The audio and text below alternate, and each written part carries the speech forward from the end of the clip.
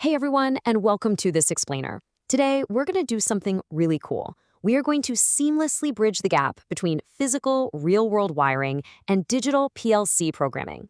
We'll be working with Rockwell Automation's Micro800 family of programmable logic controllers and their Connected Components Workbench, or CCW software. If you've ever wanted to know exactly how a piece of software actually talks to physical hardware, you are absolutely in the right place. Let's dive in. Have you ever just stopped and wondered how a physical button press actually becomes a digital command inside a PLC? I mean, it kind of seems like magic at first glance, right? But it's really just a combination of correct tag scoping, precise digital programming, and some pretty basic electrical wiring. We're going to unpack exactly how that translation happens today. All right, here is our roadmap for today. 1. Program versus controller scope. 2. Programming hardwired I/O. 3. Physical wiring and testing. 4. Aliasing tags in CCW. And 5. The basics of I/O mapping. Let's get right into it. Section 1. Program versus controller scope.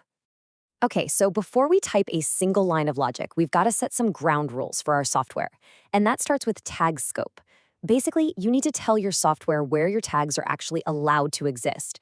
So the crucial thing here is understanding the difference. Program scope tags are only visible within their specific program. If you're a programmer familiar with C or Java, just think of these as local variables. They're super useful for repetitive code and saving memory because you can use the exact same tag name in different programs and they won't interfere with each other. But then we have controller scope tags. These are totally unique and visible throughout the entire project, kind of like global variables. And this is vital. Hardware I/O terminals absolutely must be scoped at the controller level so your whole project can actually see them. Take a look at this. When you pull up the variable selector in CCW, notice that top left corner. A new variable actually defaults to program scope. It literally says scope, program 1. Now that's totally fine for internal test bits, but it's exactly why we have to actively change that drop-down menu when we're dealing with our physical, real-world inputs and outputs. Moving right along, Section 2, Programming Hardwired I/O. So now that we get scope, how do we actually program these hardwired I/O points? It's a pretty straightforward step-by-step process. Step 1, just create a new rung in your program and drag and drop an XIC, that's an examine if closed instruction, and an OTE, which is an output energized instruction. Easy enough. Step 2, right-click that XIC and open your variable selector. And step 3, this is the most important part, based on what we literally just talked about. Under scope, you must select your controller. In this example, it's the Micro800. Once you do that, boom, you'll suddenly see all the predefined hardware controller tags populate right on your screen. Because CCW already knows the hardware you picked during setup, it does all the heavy lifting for you.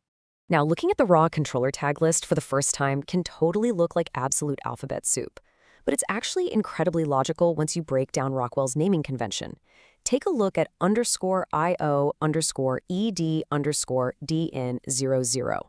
It literally translates to embedded I/O, digital input, and then the specific terminal number, 00. Makes sense, right? If you wanted an output, you just look for DO for digital output. Now, this might feel a little different if you're coming over from Studio 5000, but in CCW, this is your standard naming nomenclature. And here is what your ladder logic actually looks like once you assign that digital input terminal 00 to your XIC and the digital output terminal 00 to your OTE. This single rung of logic is basically just saying, hey, when input 00 gets voltage, turn on output 00. It's clean, it's scoped correctly, and it's ready to go. You literally just save it and download it to the PLC. Section 3, Physical Wiring and Testing. Okay, so the software is downloaded. Now it's time to step out of the digital realm, grab our wire strippers, and actually wire up the real world. But first things first, safety. Make absolutely sure the power is off before you touch a single wire. To build our circuit, you're going to take one terminal of your physical push button and hit it with positive 24 volts DC. Then run the other terminal straight into the PLC input marked I-00. For your indicator light, one terminal goes to 0 volts DC and the other connects to the PLC output marked O-00.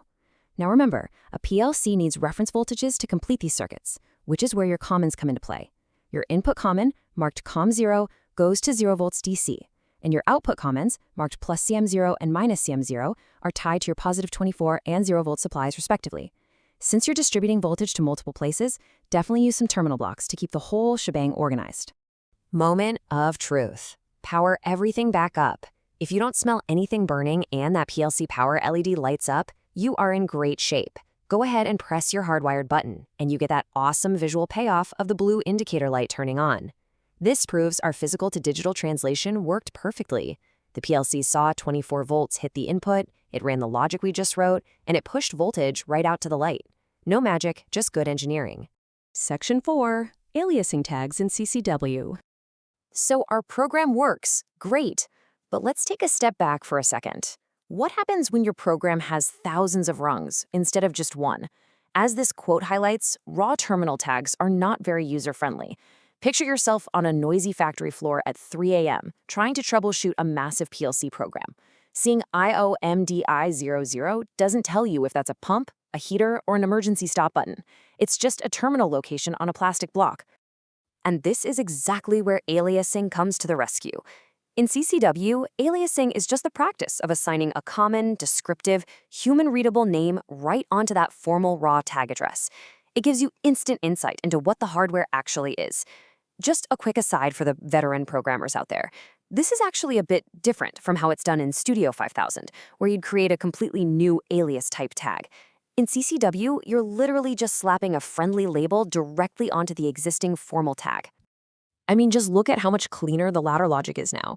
To do this, we just double-clicked our raw variables to open up the variable selector, and over in the alias column, we typed in test_PB for our button and test_LT for our light.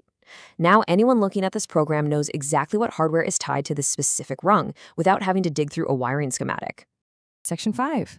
The basics of I/O mapping. Let's wrap things up by looking at a professional, highly scalable programming habit, I/O mapping. This is honestly considered a gold standard in PLC programming. Basically, you use each hardwired I/O point only once in your entire program. You take that physical point and you map it to an intermediate internal tag. Why go through the trouble? Well, think about a water flow switch. In a big system, that one switch might need to trigger alarms, start a timer, and act as a safety interlock across dozens of different rungs.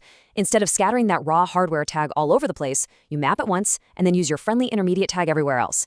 It keeps everything meticulously organized and makes life so much easier for whoever ever needs to move to a different terminal down the road. Beginners often get a little tripped up on how to actually structure these maps. The trick is to just visualize the flow of the data. For mapping inputs, remember that the data originates out there in the outside world and flows into the PLC logic. So your raw tag drives an internal intermediate tag. For outputs, it's the exact reverse.